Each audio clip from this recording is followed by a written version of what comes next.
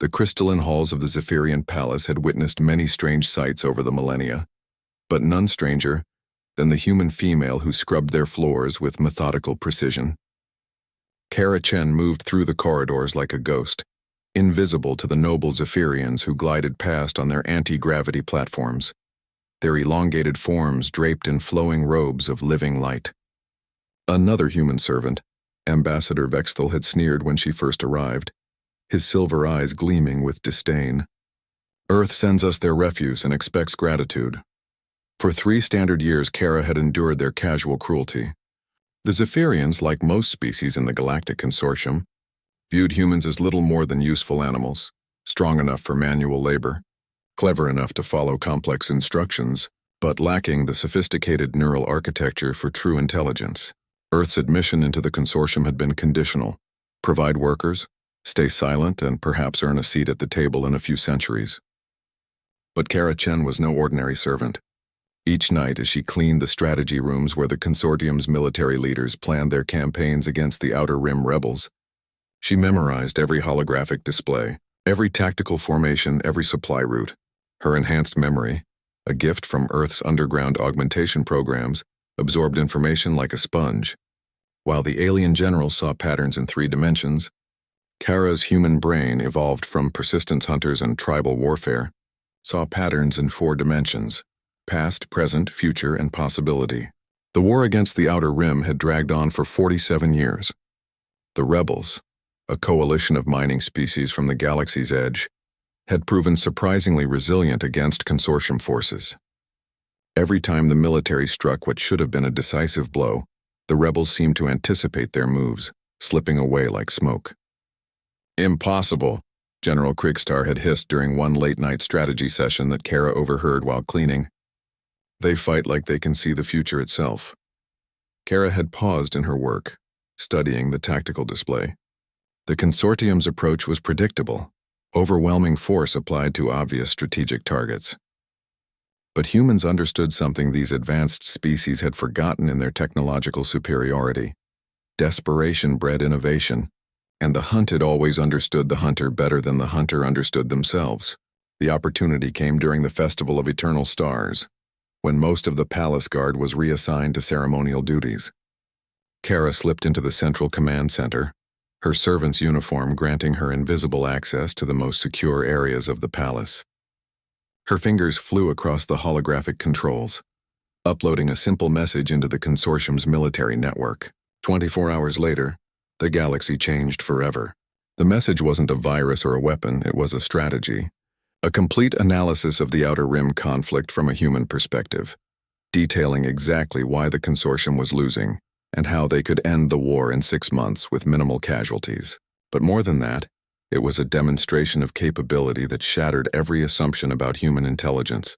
Kara had identified 17 critical supply bottlenecks, predicted the rebels' next 12 strategic moves with mathematical precision, and outlined a negotiation framework that would give the Outer Rim species autonomous governance while maintaining consortium trade routes.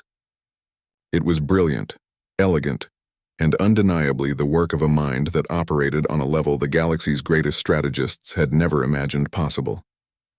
The consortium's response was swift and definitive. Within hours, emergency sessions convened across the capital worlds.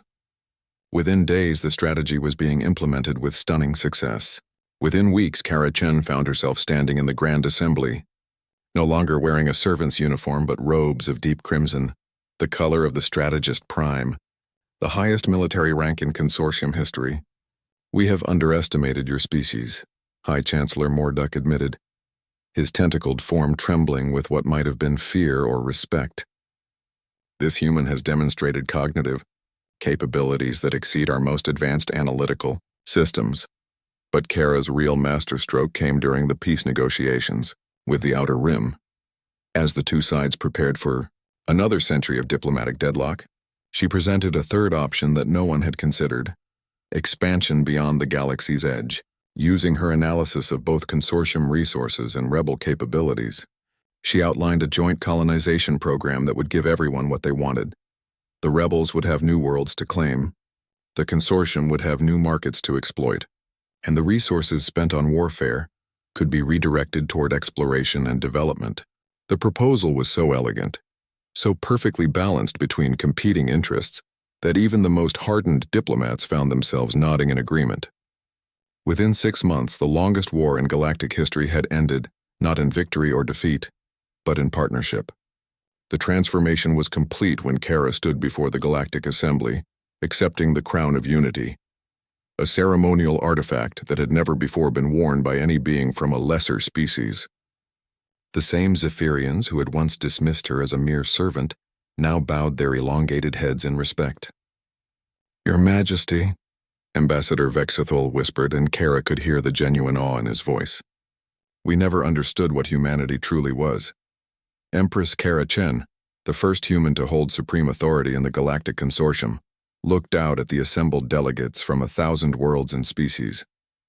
Each had contributed something unique to galactic civilization: the Zephyrians their technology, the Crystari their artistry, the Mokari their industrial might.